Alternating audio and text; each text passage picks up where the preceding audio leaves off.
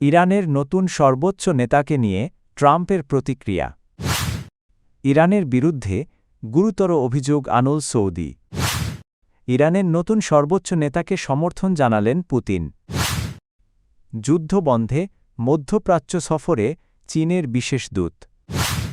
যুক্তরাষ্ট্রের president Donald Trump বলেছেন, ইরানের নতুন সর্বোচ্চ নেতা হিসেবে মোজতাবা খামেনেই নির্বাচিত হওয়ায় তিনি সন্তুষ্ট নন।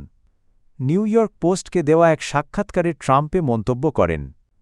মোজতবা খামেনিকে নিয়ে ভবিষ্যৎ পরিকল্পনা সম্পর্কে জানতে চাইলে ট্রাম্প বলেন, আমি এখনই কিছু বলবো না, তবে আমি তার ওপর খুশি নই।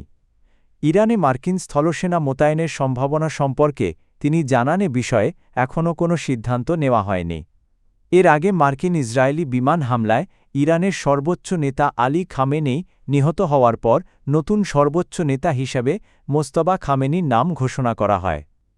রোববার দিবাগত রাত ৩:৩০টার দিকে ইরানের রাষ্ট্রীয় সংবাদ মাধ্যম জানায় দেশটির ৮৮ সদস্যের অ্যাসেম্বলি অফ এক্সপার্টস মোজতবা খামেনিকে নতুন সর্বোচ্চ নেতা হিসেবে নির্বাচন করেছে। ১৯৭৯ সালে ইসলামী প্রজাতন্ত্র প্রতিষ্ঠার পর এই পরিষদ মাত্র দ্বিতীয়বারের মতো নতুন নেতা নির্বাচন করল। উল্লেখ্য, মোজতবা খামেনি কোনো উচ্চপদস্থ ধর্মীয় নেতা নন। ২০১৯ সালে যুক্তরাষ্ট্র তার ওপর নিষেধাজ্ঞা আরোপ করেছিল। সৌদি আরব অভিযোগ করেছে ভিত্তিহীন তথ্যের ওপর ভর করে ইরান হামলা চালাচ্ছে। সোমবার আল জাজিরার এক প্রতিবেদনে বলা হয়েছে, সৌদি সরকার জানিয়েছে তাদের ভূখণ্ড থেকে যুদ্ধবিমান ও জ্বালানি সরবরাহকারী বিমান সরাসরি যুদ্ধে অংশ নিচ্ছে বলে যে অভিযোগ ছড়ানো হয়েছে তা সম্পূর্ণ মিথ্যা। এক বিবৃতিতে Saudi Ministry of Foreign Affairs জানায়, ইরানের পক্ষ থেকে দাবি করা হয়েছে যে সৌদি আরব থেকে যুদ্ধবিমান ও রিফুয়েলিং বিমান উড়ে গিয়ে যুদ্ধে অংশ নিচ্ছে, কিন্তু এসব অভিযোগের কোনো ভিত্তি নেই। সৌদি সরকার বলেছে তাদের আকাশে যে বিমানগুলো টহল দিচ্ছে সেগুলো শুধুমাত্র প্রতিরক্ষামূলক উদ্দেশ্যে মোতায়েন করা হয়েছে। এর আগে ইরানের প্রেসিডেন্ট মাসুদ পেজেশকিয়ান উপসাগরীয় আরব দেশগুলোর কাছে দুঃখ প্রকাশ করে বলেন, যদি ওই দেশগুলো থেকে ইরানের বিরুদ্ধে কোনো হামলা না হয় তাহলে তেহরানও প্রতিবেশী দেশগুলোর ওপর হামলা চালাবে না। তবে সাউদি আরবিয়া বলছে ইরানের সেই বক্তব্য বাস্তবে প্রতিফলিত হয়নি, বরং একই ধরনের অভিযোগ তুলে ইরান হামলা চালিয়ে যাচ্ছে।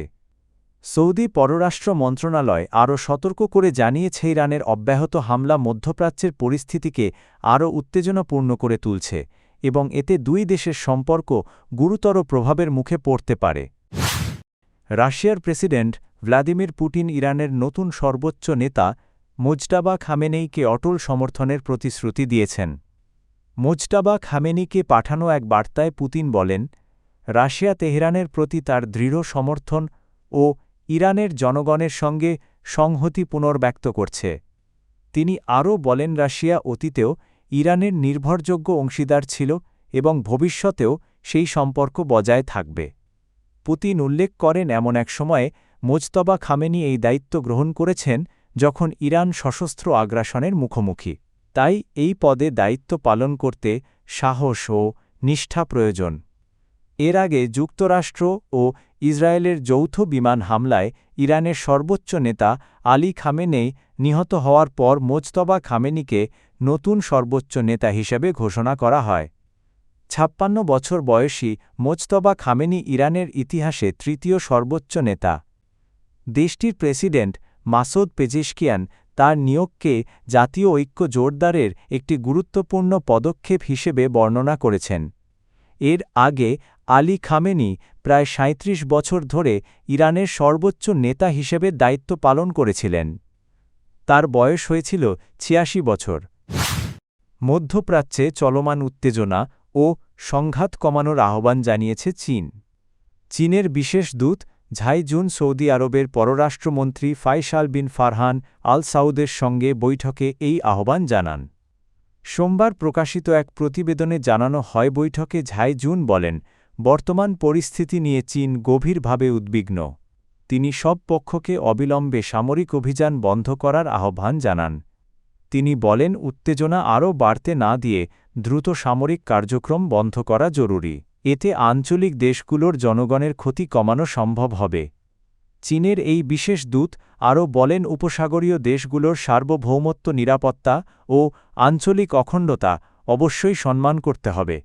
পাশাপাশি বেসামরিক মানুষ বা সামরিক নয় এমন স্থাপনায় যে কোনো হামলার নিন্দা জানান তিনি। এ সময় তিনি গালফ কোঅপারেশন কাউন্সিলের মহাসচিব জেইসাম মোহাম্মদ আলবুদাইবি এর সঙ্গেও বৈঠক করেন। সেখানে তিনি যত দ্রুত সম্ভব আলোচনার পথে ফিরে আসার আহ্বান জানান। চীন বলেছে সংঘাত বন্ধ ও শান্তি প্রতিষ্ঠায় তারা গঠনমূলক ভূমিকা রাখতে প্রস্তুত। এর আগে চীনের পররাষ্ট্রমন্ত্রী ওয়াং ওয়াই বলেন এই যুদ্ধ কখনোই হওয়া উচিত ছিল না এবং দ্রুত যুদ্ধ বন্ধ হওয়া প্রয়োজন।